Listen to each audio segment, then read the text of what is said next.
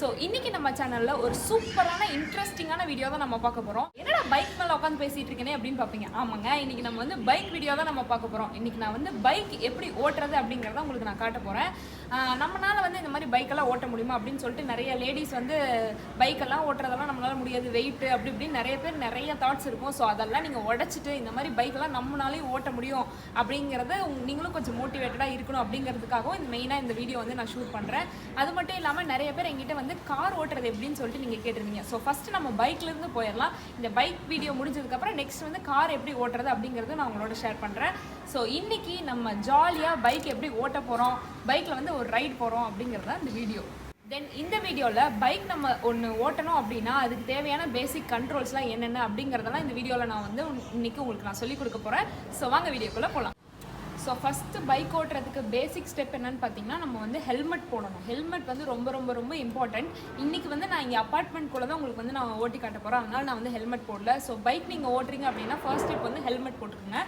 So first நம்ம வந்து bike ஆகட்டும் கார் ஆகட்டும் எது நம்ம வந்து ட்ரைவ் பண்ணோம் அப்படின்னாலே நம்மளுக்கு வந்து ஏபிசி அப்படிங்கிறது வந்து உங்களுக்கு தெரிஞ்சுக்கணும். ஏன்னா accelerator, B for brake and C for clutch. இந்த 3 கண்ட்ரோல் நம்மளுக்கு இருந்ததுன்னா ஈஸியாக எந்த வண்டியும் நம்ம ஆப்ரேட் பண்ணிடலாம். அந்த 3ம் ஆப்ரேட் பண்ண தெரிஞ்சுட்டா ரொம்பவே ஈஸிங்க.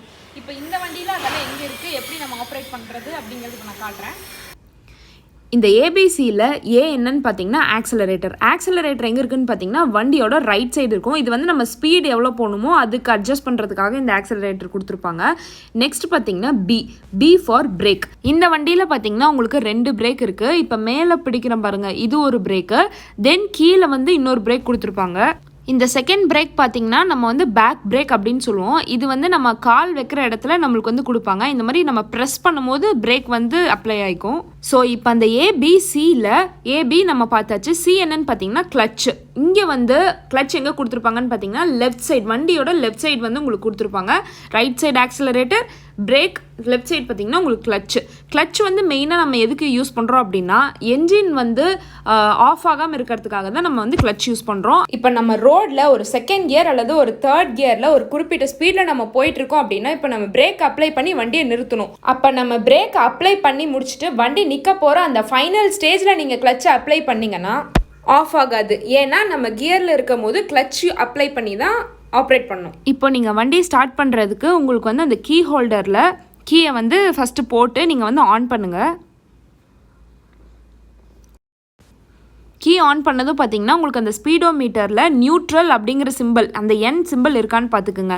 எப்போவுமே நம்ம வண்டியை கொண்டு வந்து நிறுத்தும் போது, அதாவது வண்டியை ஸ்டாப் பண்ணி நம்ம நிறுத்தும் போது நியூட்ரலில் போட்டு வண்டியை ஸ்டாப் பண்ணுறது வந்து ரொம்பவே அட்வைசபிள். அப்போ தான் என்ஜினோட லைஃப் வந்து கொஞ்சம் அதிகமாக இருக்கும். நீங்கள் வந்து எந்த கியரில் இருந்து வேணால் நீங்கள் வந்து வண்டியை வந்து ஆன் பண்ணலாம். ஆனால் வண்டி ஸ்டாப் பண்ணும் போது நீங்கள் வந்து நியூட்ரலில் வச்சு ஸ்டாப் பண்ணுங்கள்.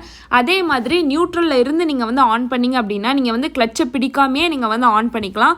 ஸோ எப்போவுமே வண்டியை வந்து நிறுத்தும் போது நியூட்ரலில் வச்சு ஆஃப் பண்ணுங்கள். அதுக்கப்புறம் வண்டி ஸ்டார்ட் பண்ணும்போது நியூட்ரல்லேருந்து ஸ்டார்ட் பண்ணிங்கன்னா உங்களுக்கு கொஞ்சம் ஈஸியாக இருக்கும் வண்டி எடுக்கிறதுக்கு. ஏன்னா நியூட்ரலில் இருந்துச்சுன்னா நம்ம வந்து கிளச்சை பிடிக்க தேவையில்லை, ஈஸியாக நம்ம செல்ஃப் ஸ்டார்ட் பண்ணி நம்ம வந்து வண்டி எடுத்துக்கலாம். இது வந்து ப்ராக்டிக்கலாகவும் உங்களுக்கு பின்னாடி வந்து நான் உங்களுக்கு செஞ்சு காட்டுறேன். ஸோ இந்த வண்டியில் பார்த்தீங்கன்னா என்ஜின் ஆஃப் ஆன் அப்படிங்கிறதுக்கு ஒரு பட்டன் கொடுத்துருக்காங்க. இப்போ வந்து என்ஜினை வந்து நான் ஆஃப் பண்ணிட்டேன். இந்த பட்டனை கீழே ப்ரெஸ் பண்ணால் ஆன். இப்போ வந்து வண்டி ஆனில் இருக்கும் போது நியூட்ரல் கியரில் இருந்துச்சுன்னா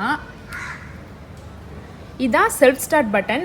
இந்த செல்ஃப் ஸ்டார்ட் பட்டனை நீங்கள் வந்து கிளச் பிடிக்காமையே ஆன் பண்ணிக்கலாம். இப்படி நியூட்ரலில் இருக்கும் போது நீங்கள் வந்து கிளச் பிடிக்காமல் வண்டி ஆன் பண்ணிங்கன்னா வண்டி வந்து ஆஃப் ஆகாது, உங்களுக்கு இந்த மாதிரி ஜக்கெல்லாம் கொடுக்காது. இதே நீங்கள் வந்து நியூட்ரல் இல்லாமல் கியரில் வந்து ஆன் பண்ணும்போது உங்களுக்கு ஆஃப் ஆகிற சான்சஸ் இருக்குது. ஸோ இப்போது இந்த வண்டியில் எத்தனை கியர்ஸ் இருக்குது, எப்படி அந்த கியர்ஸ் எல்லாம் நம்ம சேஞ்ச் பண்ணலாம், கியர் டிரான்ஸ்மிஷன் இப்போ நான் உங்களுக்கு சொல்கிறேன். இதான் இந்த வண்டியோட கியர் சிஸ்டம். இது வந்து பார்த்திங்கன்னா வண்டியோட லெஃப்ட் சைடு கீழே இருக்குது, ரைட் சைடு கீழே உங்களுக்கு வந்து பேக் பிரேக்கெல்லாம் இருக்குது. இந்த சைடு வந்து உங்களுக்கு கியர் சிஸ்டம் இருக்குது. இந்த வண்டியில் பார்த்திங்கன்னா உங்களுக்கு டோட்டலாக 5 கியர்ஸ். ஃபஸ்ட்டு கியர் மட்டும் கீழே, மீதி எல்லா கியர்ஸும் மேலே.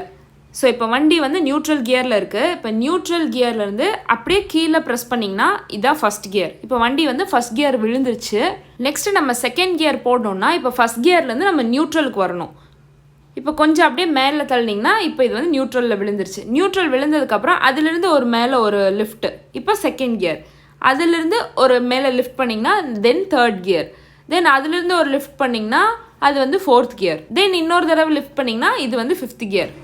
இப்படி நம்ம ஒவ்வொரு தடவை கியர் போடும் போது நம்ம வந்து கிளச்சை ப்ரெஸ் பண்ணி போடணும். இப்போ எல்லா கியர்ஸும் உங்களுக்கு மேலே இருக்குது. இப்போ அப்படியே கிளச்சை பிடிச்சிக்கிட்டு ஒவ்வொரு கியராக நீங்கள் வந்து கீழே அமுத்துனீங்க அப்படின்னா டவுன் ப்ரெஸ் பண்ண உங்களுக்கு நியூட்ரலுக்கு வந்துடும் ஆட்டோமேட்டிக்காக. இப்போ வந்து வண்டி ஆன் பண்ணதுக்கப்புறம் பார்த்தீங்கன்னா வண்டி வந்து நியூட்ரலில் இருக்கான்னு செக் பண்ணிக்கோங்க. நியூட்ரலில் இருந்துச்சு அப்படின்னா கிளச்சை பிடிக்காமே நம்ம வந்து ஆன் பண்ணிக்கலாம். இப்படி ஆன் பண்ணோம்னா வண்டி ஆன் ஆயிடும். ஆன் ஆனதுக்கப்புறம் நம்ம வந்து ஃபஸ்ட் கியர் போடுவோம். கியர் விழும்போது நம்ம வந்து கிளச்சை பிடிச்சிருக்கணும். இப்போ லைட்டாக கிளச்சை ரிலீஸ் பண்ணிங்கன்னா உங்களுக்கு வண்டி மூவ் ஆகும். அப்படியே ஆக்சிலரேட்டர் கொடுக்கலாம். இப்படி வண்டி நியூட்ரலில் இருக்கும்போது நீங்கள் கிளச்சே பிடிக்காமல் நீங்கள் வண்டி ஆன் பண்ணி ஃபஸ்ட் கியர் போட்டு எடுத்துகிட்டு போயிட்டே இருக்கலாம். இப்போ இதே வண்டியை வந்து இப்போ நம்ம ஆன் பண்ணியாச்சு. வண்டி வந்து நியூட்ரல் இல்லாமல் இப்போ ஃபஸ்ட் கியர்லேருந்து நீங்கள் எடுக்கிறீங்க அப்படின்னா கிளச்சை பிடிச்சி தான் நீங்கள் வந்து வண்டி எடுக்கணும். இப்படி கிளச்சை பிடிக்காமல் நீங்கள் வந்து விட்டுட்டீங்க அப்படின்னா உங்களுக்கு வந்து இந்த மாதிரி அடித்து ஸ்டாப் ஆயிரும், ஜர்க்கு கொடுக்கும். அதே மாதிரி இப்போ பைக்கை ஒரு இடத்துல நம்ம டேர்ன் பண்ணோம் அப்படின்னா இப்போ வண்டி கியரில் இருக்குது அப்படின்னா நம்ம வந்து கிளச்சை பிடிச்சிட்டு நம்ம வந்து வண்டியை வந்து பின்னாடி தள்ளி நம்ம எடுத்தோம்னா ரொம்ப ஈஸியாக இருக்கும். இதுவே கியரில் இருந்துச்சுன்னா வண்டி வந்து கிளச்சை பிடிக்காமல் பின்னாடி வந்து தள்ளவே முடியாது, வண்டி நகராது. ஸோ கியரில் இருந்துச்சுன்னா கிளச் யூஸ் பண்ணி பின்னாடி எடுங்க. அப்படி இல்லைன்னா நியூட்ரல் போட்டுட்டிங்கன்னா ஈஸியாக கிளச்சே பிடிக்காமல் நீங்கள் வந்து பின்னாடி எடுங்க. ஸோ அவ்வளோதாங்க. இந்த சின்ன ஸ்டெப்ஸ் எல்லாம் நம்ம மைண்டில் வச்சுட்டு கரெக்டாக எடுத்தோம்னாலே வண்டி வந்து சூப்பராக ஓட்டிடலாம். அந்த ஏபிசி கண்ட்ரோல், கியர் கண்ட்ரோல், அந்த கிளச் கண்ட்ரோல் மட்டும் இருந்துச்சுன்னா நம்மளுக்கு எப்பேற்பட்ட வண்டியும் சூப்பராக நம்ம ஓட்டிடலாம். ஸோ இந்த வீடியோ உங்களுக்கு பிடிச்சிருந்ததுன்னா மறக்காமல் வீடியோவை லைக் பண்ணுங்கள், ஷேர் பண்ணுங்கள். அவுட்லுக்ஸ் பை நிவி சேனலில் சப்ஸ்கிரைப் பண்ணிடுங்க. பக்கத்தில் இருக்க பெல் ஐக்கானையும் டேப் பண்ணிடுங்க. அப்புறம் உங்களுக்கு எந்த மாதிரி வீடியோஸ் வேணும் அப்படின்னு சொல்லிட்டு கீழே கமெண்ட் பாக்ஸில் என்னோட ஷேர் பண்ணுங்கள். தேங்க்ஸ் ஃபார் வாட்சிங்.